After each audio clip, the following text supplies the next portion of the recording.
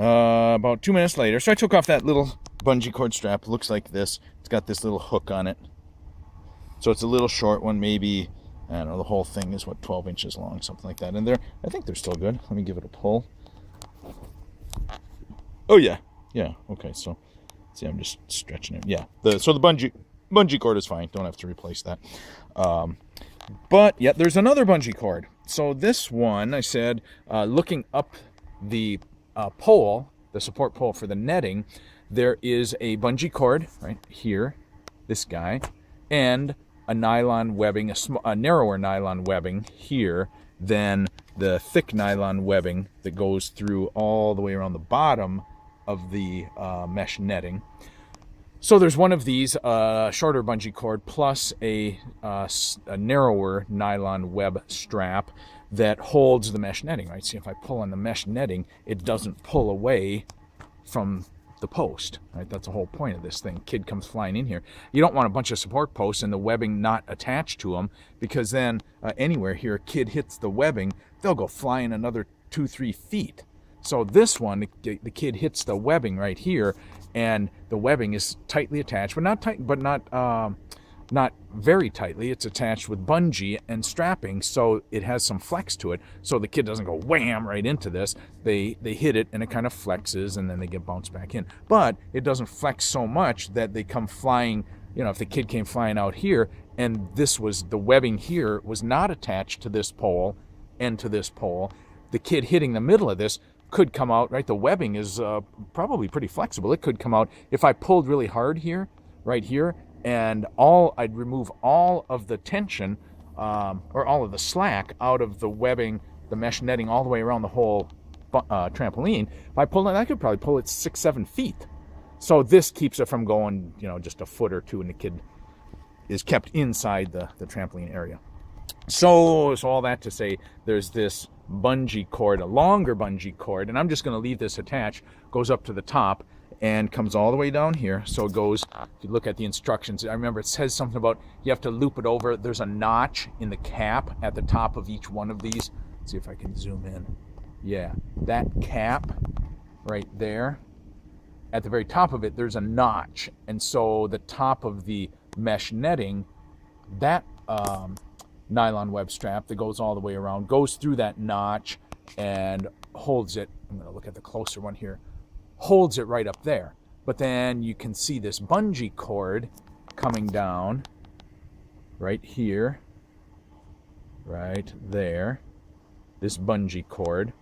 And so I'm not going to take that all the way out, because then you just have to re-thread it all the way through. But I will, when I get down to the bottom here, you'll see, can this zoom? Yeah, there we go, gets into focus.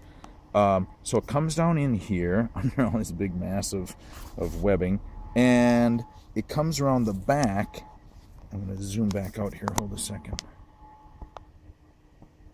So it comes back, that long bungee cord comes back, and it's right here.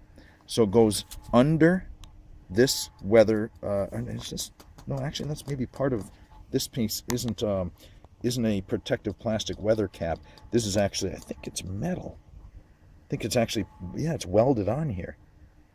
It's welded, this cap is welded onto the inside leg frame of the trampoline support itself. But that bungee cord comes down, goes under here to give it some tension, and then comes back inside here. So this is how this one goes. I think there's a loop at the top. You loop it over, and then it comes down. So there's only one line, right?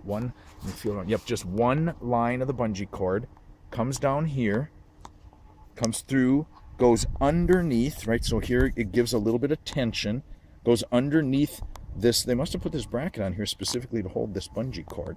So it comes on here, goes around behind. I'm not sure if I'm even getting this. I can't see it. But we'll come back right here. So it goes down under the main frame. This is the main frame of the trampoline that holds the actual trampoline itself with the springs. Right here's all the springs for it.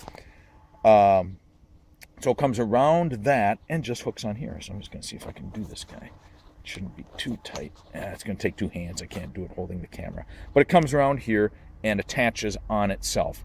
So I'm not going to take those all the way out because you can see they're threaded through this big long bungee cord. That's threaded through. And my recollection was that was kind of a pain in the butt to have to thread it through. Oh, yeah, you had to go they said like every 6 loops of the mesh netting. Okay, yeah, do that times 8 different posts here. So I'm not going to do that because that's or undo that because that's just going to be a bunch of extra work for you.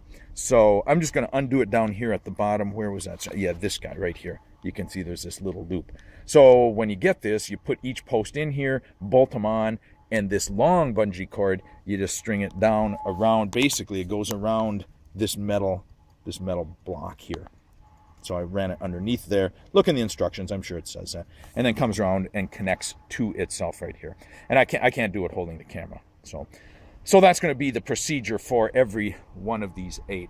My guess is it's going to take me 5 minutes for each one. Once I get going, I don't think it's going to be too bad. 5 minutes for each one of these 8. I'll let you know in the next video clip. But for you putting it back on, it's going to be a piece of cake, right? You just you put these back on, get these U-bolts. The U-bolts done, and you won't have to thread all this bungee stuff. You'll just actually wrap it around here and tie it. All right, so next step.